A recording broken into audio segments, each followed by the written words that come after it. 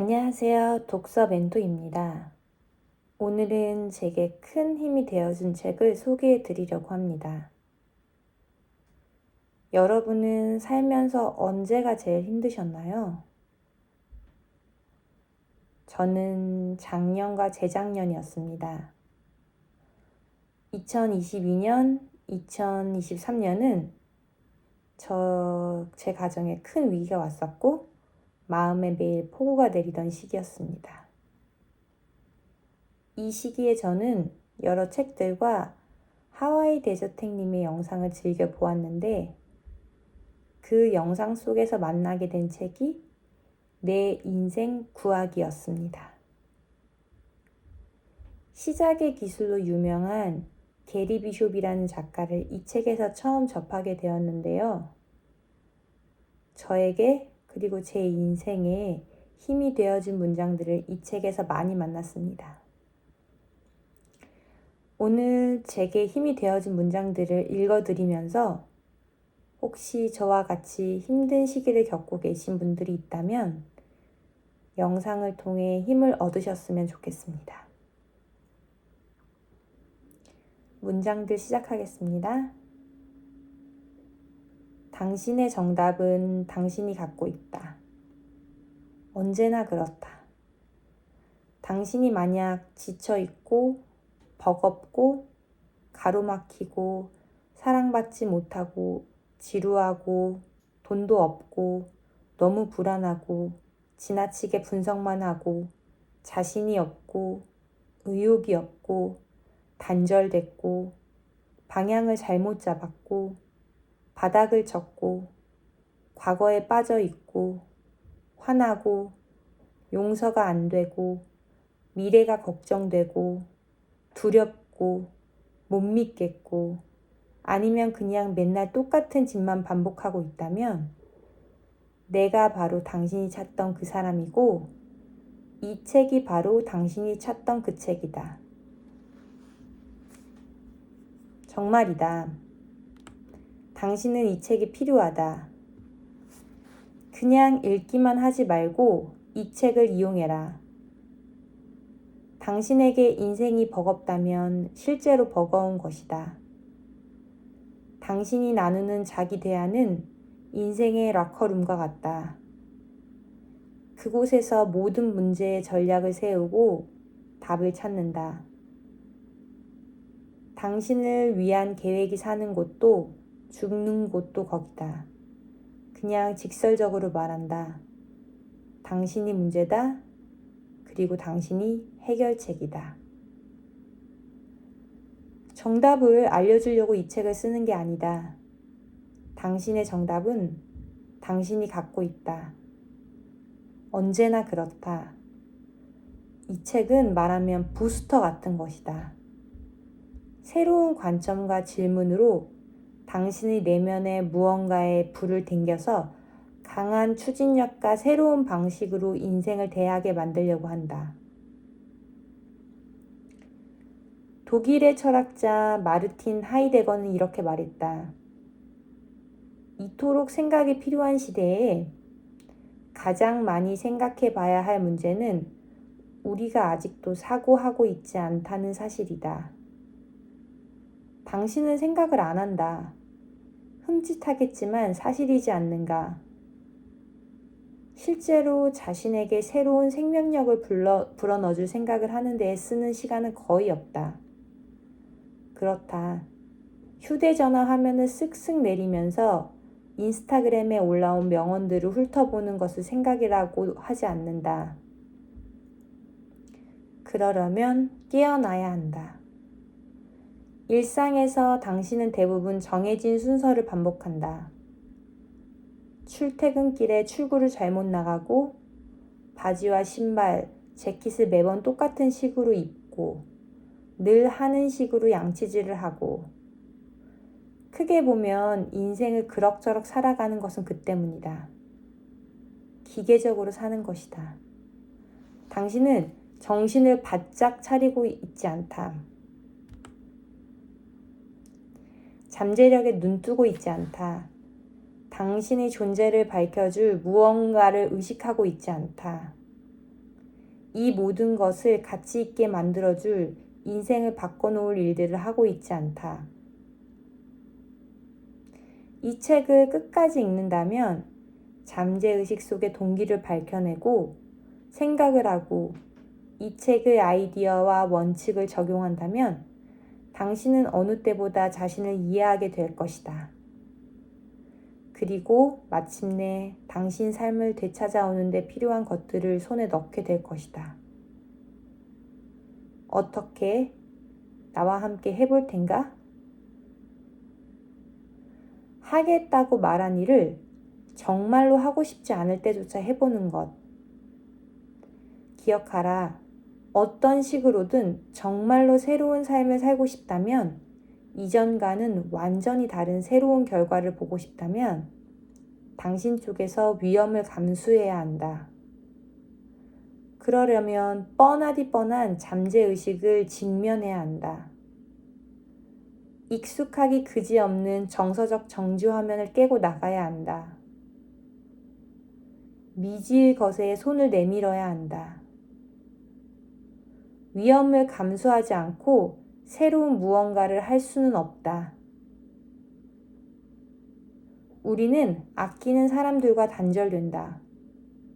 그러면서도 내가 정당하다고 느낀다. 하지만 정말로 정당할까? 내가 옳다고 느끼고 싶은 인간의 욕망보다 더 치명적인 것은 없다. 이런 행동이 어떻게 자기 방해가 아니란 말인가?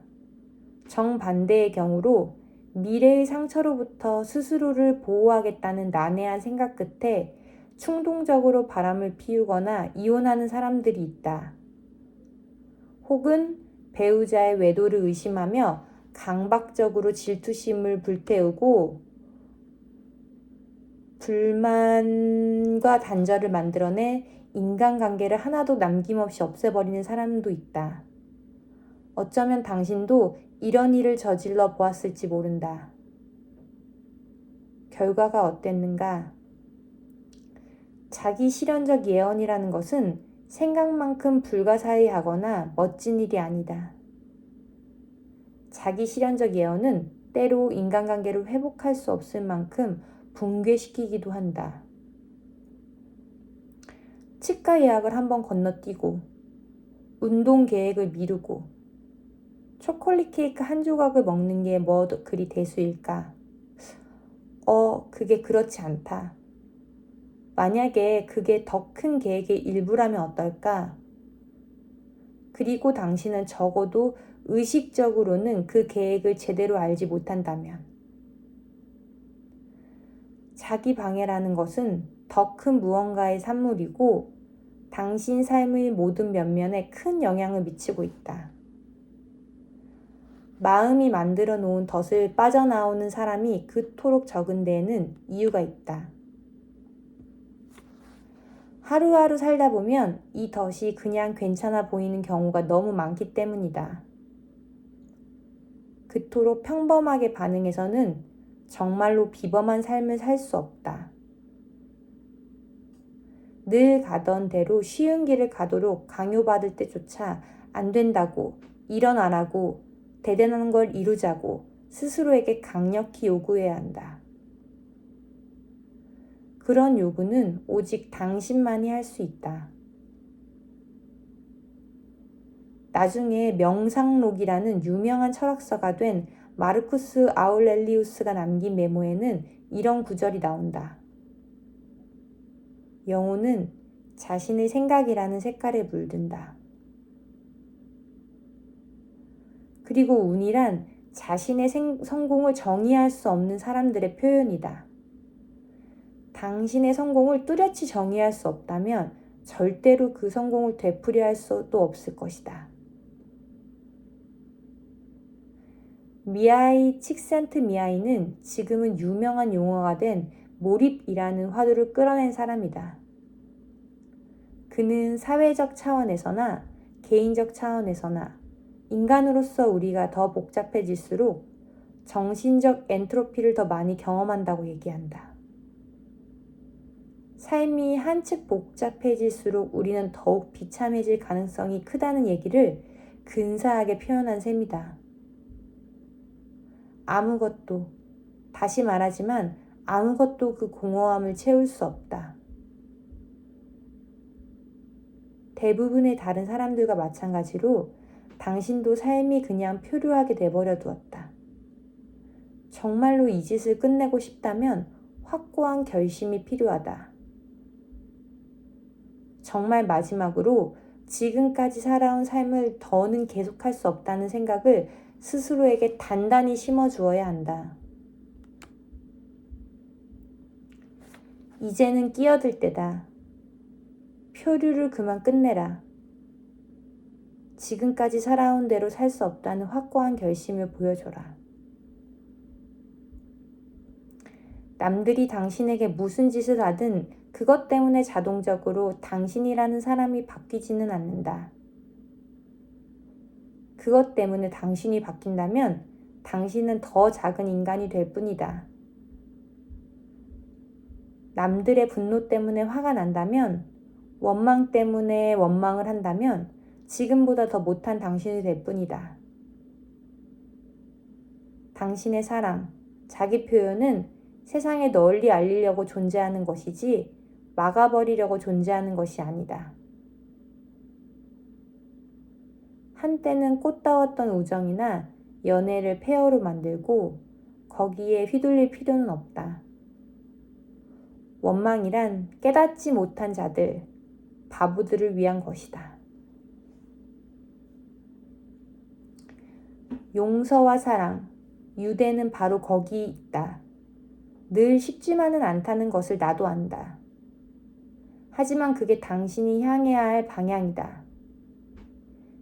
답을 찾아내라. 어떻게 하면 그런 인간이 될 수 있을지 알아내라. 그렇게 한다고 해서 만만한 사람이 되는 것은 아니다. 살면서 누구나 내가 한 일이 결국에는 내 손해로 끝나는 일을 경험한다. 나는 당신이 과거에 한 일로 당신을 평가하고 있는 게 아니다. 그동안 당신이 당신 자신을 어떤 사람으로 만들어 왔는지 깨달아라. 너무 늦기 전에. 이제 당신은 자각하는 모든 것에 책임을 져야 한다. 그동안의 그 지겨운 핑계들은 더 이상 받아들여지지 않는다. 죄책감, 수치심, 약점들을 더는 이용해서는 안 된다. 물론 그런 순간들도 있을 것이다. 예를 들어 당신은 결혼 생활을 방해하고 있는 그 똑같은 패턴을 마침내 끝내버리고 다시 사랑을 쏟기로 작정을 할 수도 있다. 하지만 배우자가 그 말을 또 하면, 당신을 정말로 돌아버리게 만드는 그 말을 하면 그때는 어떻게 할 것인가? 그때는 멈춰서 선택을 내려야 한다. 그리고 당신이 만든 그 미래를 기억하라. 당신이 늘 원했던 인생과 관계가 반영된 그 미래를 기억하고 조각을 시작하라. 깎아내라. 장애물을 제거하라. 장애물과 싸우거나 장애물을 미워하거나 과민 반응하지 마라. 배우자에게 상처를 주고 둘의 관계를 해칠 말을 내뱉지 마라. 흔들림 없이 장애물을 옆으로 치우고 지나가라. 서로 사랑하는 부부라는 미래에 걸맞는 행동을 그 순간 취하라. 정말로 방향을 전환하라. 그 행동은 사과의 말일 수도 있고 배우자에게 사랑한다고 얘기하거나 잠깐 마음을 진정할 시간을 달라고 요청하는 것일 수도 있다.